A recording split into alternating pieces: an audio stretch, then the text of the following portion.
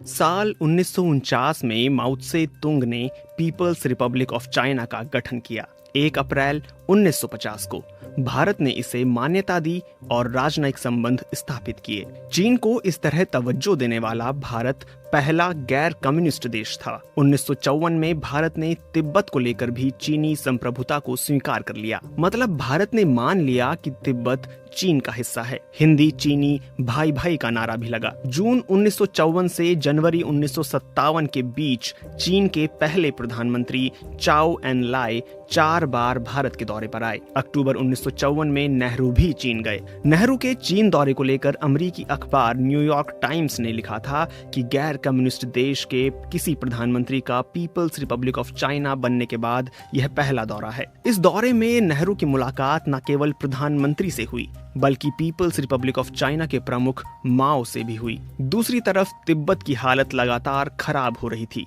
और चीन का आक्रमण बढ़ता जा रहा था। 1950 में चीन ने तिब्बत पर हमला शुरू कर दिया और उसे अपने नियंत्रण में ले लिया। तिब्बत पर चीनी हमले ने पूरे इलाके की जियोपॉलिटिक्स को बदल दिया। चीनी हमले से पहले तिब्बत की नजदीकी चीन की तुलना में भारत से ज्यादा थी। आखिरकार तिब्बत एक आजाद मुल्क नहीं रहा। स्वीडिश पत्रकार बर्टिल लिंटनर ने अपनी किताब चाइना इंडिया वॉर में लिखा है, तब नेहरू सरकार में गृह मंत्री सरदार वल्लभ भाई पटेल उन कुछ नेताओं में से एक थे जो तिब्बत में हुए इस बदलाव की अहमियत को समझते थे। इसे लेकर पटेल ने नेहरू को दिसंबर 1950 में अपनी मौत से 1 महीने पहले नवंबर 1950 में एक पत्र लिखा था। इस पत्र में पटेल ने लिखा था, तिब्बत के चीन में मिलने के बाद वह हमारे दरवाजे तक पहुंच गया है। इसके नतीजे को हमें समझने की जरूरत है। पूरे इतिहास में उत्तर पूर्वी सीमा को लेकर हम शायद ही कभी परेशान हुए हैं।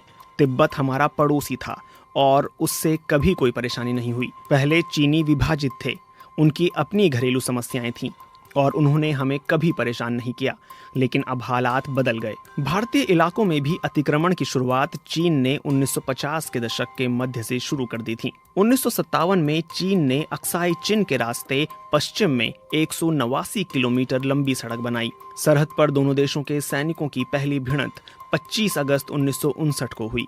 इसी साल 21 अक्टूबर को लद्दाख के कोंगका में गोलीबारी हुई।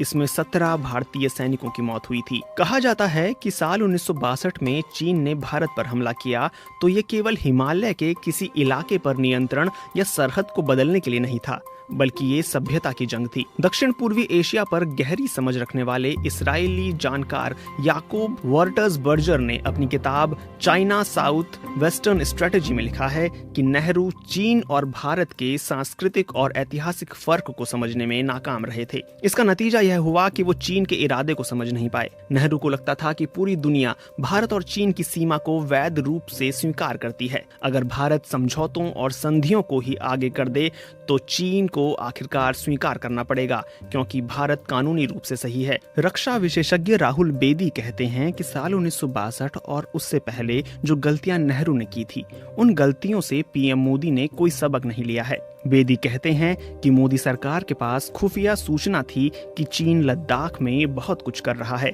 और करने वाला है, लेकिन ये हाथ पर हाथ धरे बैठे रहे। यह सवाल तो सबसे अहम है कि चीनी सैनिक हमारे इलाके में घुस कैसे गए। मोदी ने प्रधानमंत्री बनते ही चीन को ऐसे पेश किया मानो सबसे बड़ा और भरोसेमंद दोस्त है। प्रधानमंत्री बनने के बाद से मोदी चीनी राष्ट्रपति शी जिनपिंग से 18 बार मिल चुके हैं। इन मुलाकातों का मतलब क्या है? 2 जून 2017 को प्रधानमंत्री नरेंद्र मोदी ने रूस के सेंट पीटर्सबर्ग में इंटरनेशनल इकोनॉमिक फोरम के पैनल डिस्कशन में कहा था कि चीन और भारत में भले सीमा विवाद है, लेकिन दोनों देशों के बीच सीमा पर पिछले 40 सालों से एक भी गोली नहीं चली है। चीन ने प्रधानमंत्री मोदी के इस बयान का स्वागत किया था। मोदी को ऐसा कहे 3 साल हो गए और अब वो फिर से इसे दोहराने की स्थिति में नहीं होंगे। राहुल बेदी कहते हैं कि यही भारत के नेताओं में दूरदर्शिता के अभाव को दर्शाता है। पीएम मोदी को पता होना चाहिए कि चीन भारत की तरह चुनाव को देखते हुए 5 साल को ध्यान में रखकर काम नहीं करता है। वो अगले 50 सालों की योजना और रणनीति पर काम करता है और उसे अंजाम तक पहुंचाता है। नेहरू वाली गलती भारत की हर सरकार में की गई है। हम चीन से सीमा पर शांति खरीदते हैं, न कि समाधान और हक के लिए लड़ते हैं। 1993 में पीवी नरसिम्हा राव के वक्त में दोनों देशों के बीच LAC का निर्धारण हुआ, लेकिन LAC रेत पर खींची लकीर है, चीनी सैनिक थोड़ी सी हवा देते हैं और लकीर मिट जाती है। फिर आप लकीर खोजते रहिए। हमें तो पत्थर पर लकीर खींचनी थी और ये काम किसी सरकार ने नहीं किया। गुरुवार को रूस में सरहद पर तनाव कम करने को लेकर चीन के विदेश मंत्री वांग यी और भारतीय विदेश मंत्री एस जयशंकर की मुलाकात हुई है। दोनों मंत्रियों के बीच कुछ मुद्दों पर सहमति बनी है, लेकिन इसमें स्पष्ट रूप से यह नहीं कहा गया है कि चीन की सेना भारत की आपत्ति वाले इलाके से पीछे हट जाएगी। भारत और चीन में अप्रैल महीने से सीमा पर तनाव है। 15 जून को हिंसक झड़प में 20 भारतीय सैनिक भी मारे गए। इसके बाद कहा जा रहा है कि चीन की सेना लद्दाख में कई भारतीय इलाकों पर अड्डा जमाए बैठी है। सबसे बड़ा सवाल यही है कि क्या चीन अप्रैल से पहली वाली स्थिति सरहद पर होने देगा या एक बार फिर से सीमा को बदल देगा। चीन भले बात कर रहा है, लेकिन वो भारत को धमकी भी दे रहा है। चीन ने यहाँ तक कह दिया कि पूरा अरुणाचल प्रदेश उसका है और उसने कभी भारत के हिस्से के तौर पर मान्यता नहीं दी। रक्षा विश्लेषक सुशांत सरीन कहते हैं कि एस जयशंकर और वांग यी के बीच हुई बातचीत के बाद जो साझा बयान जारी हुआ है उसमें कुछ भी स्पष्टता नहीं है। वो कहते हैं कि दोनों विदेश मंत्रियों के संयुक्त बयान में कुछ भी साफ नहीं है।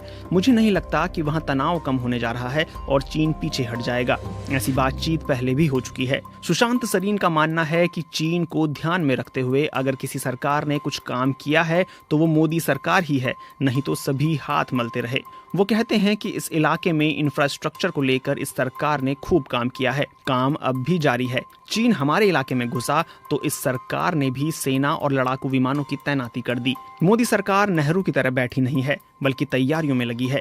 मुझे लगता है कि भारत के 2 रक्षा मंत्रियों ने चीन के मामले में देश का सबसे ज्यादा नुकसान किया है। एक नेहरू के रक्षा मंत्री वीके कृष्ण मेनन और दूसरे मनमोहन सिंह के रक्षा मंत्री AK एंटोनी। पूरा विपक्ष इस सरकार पर चीन को लेकर हमलावर है, लेकिन इससे पहले भी देश की किसी भी सरकार की नीति चीन को लेकर बहुत निर्णायक नहीं रही। भारत एक साथ 3 मोर्चों पर मुश्किलें झेल रहा है। कोविड-19 के हर दिन अब 1 लाख के करीब मामले आ रहे हैं। चीन सीमा पर आक्रामक है और भारत की आर्थिक वृद्धि दर 0 से नीचे -24 तक चली गई है।